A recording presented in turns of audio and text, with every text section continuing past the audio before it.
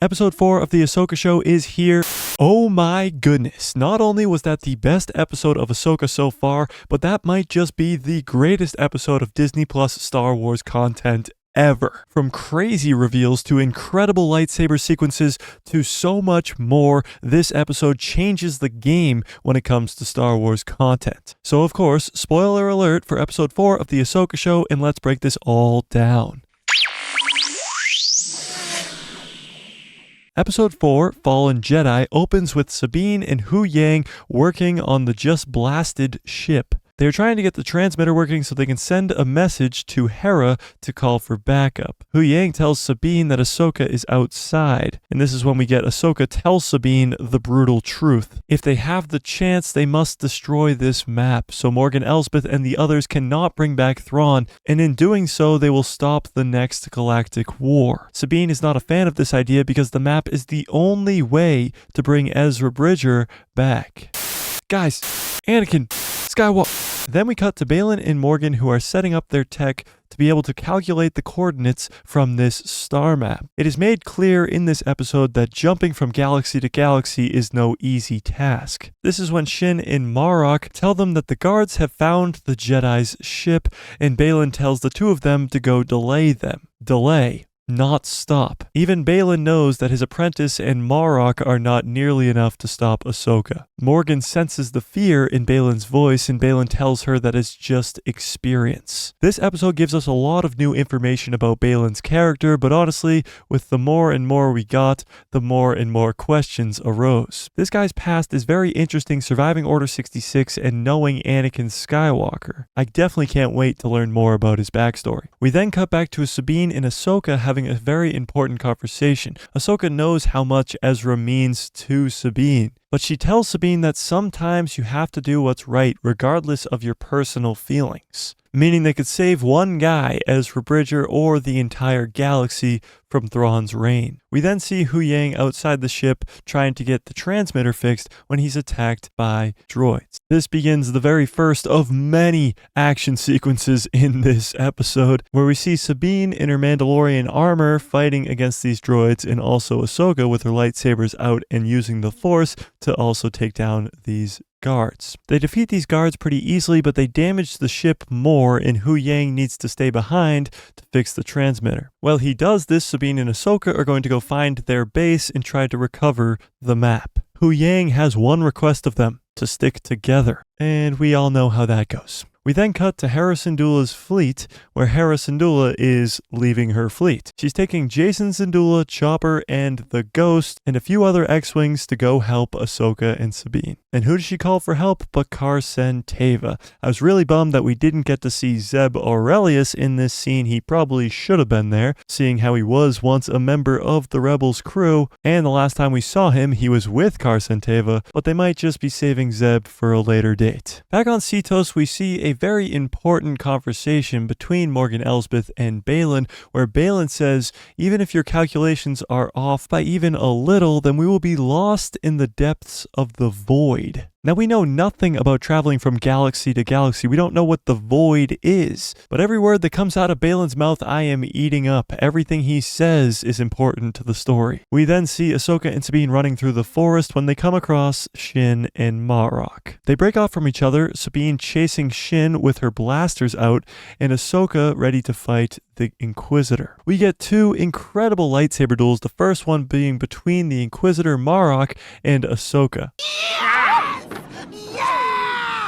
The choreography and the visuals of the lightsaber combat is incredible. The fight between Marok and Ahsoka ends in a very familiar way. I mean, we've already seen it before. It's almost the exact way that Obi-Wan kills Darth Maul in the Twin Sons episode in Star Wars Rebels. However, the difference is, when Obi-Wan cuts down Darth Maul, he dies. When Ahsoka cuts down this Inquisitor, he opens up and what looks to be a Dementor comes out of him. What?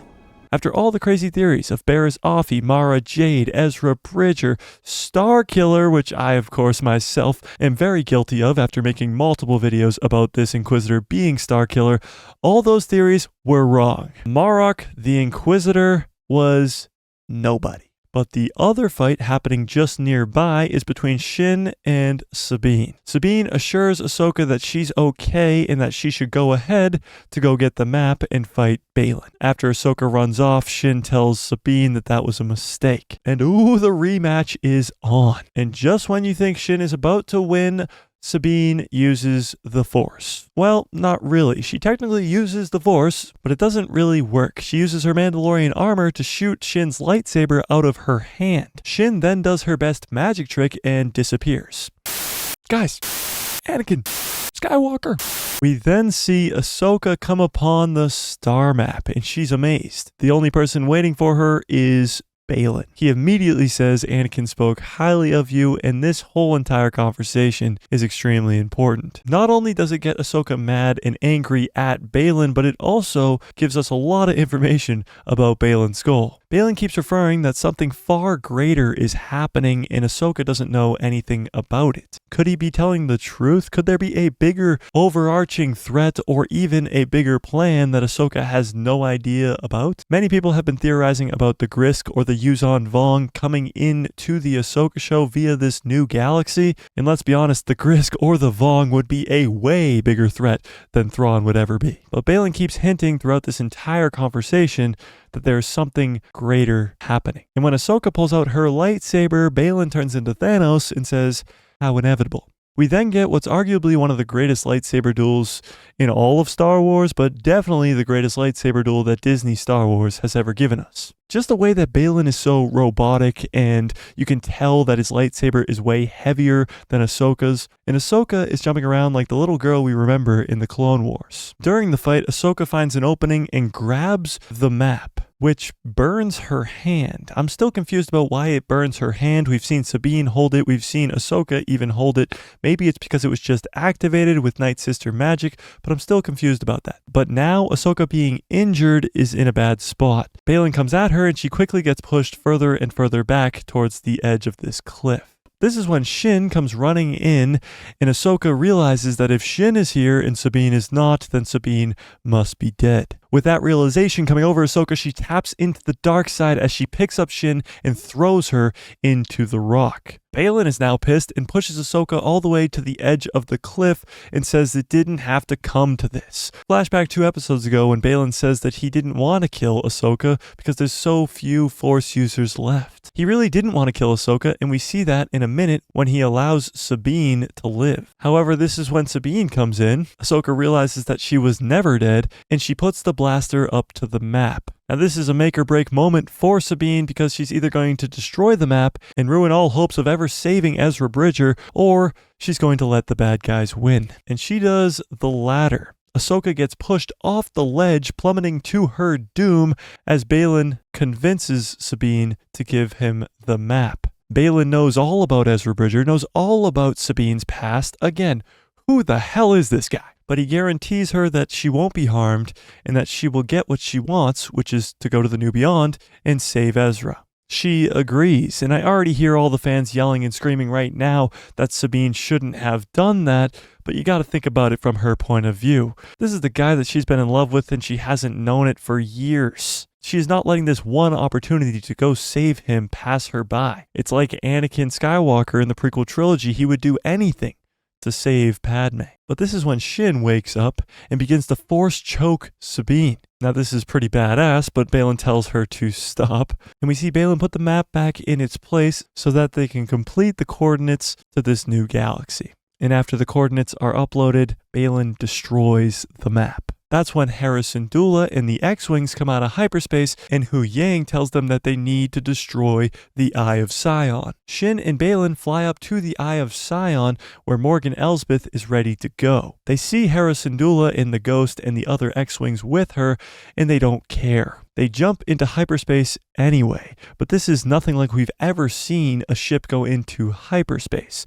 This was visually unbelievable. It throws all the X-Wings and the Ghost off their tracks, and some of the X-Wings even crash into each other. Morgan, Shin, Baylan, and Sabine are gone. And this is when we hear Jason Syndulla say that he's got a bad feeling, confirming that he is Force sensitive, which could be a major plot point further down the line in this show or even in later projects. We then get a bird's eye view of this cliff, and it seems at first that no one could have survived this fall. But as the camera pans over, the water quickly turns into stars, and we see Ahsoka laying there in the world between worlds. She stands up shocked at where she is, because Ahsoka has been there before when Ezra Bridger pulled her out of the fight between her and Vader on Malachor 5. While she's looking off into the distance, we hear somebody behind her say, "Hello, Snips." That's right.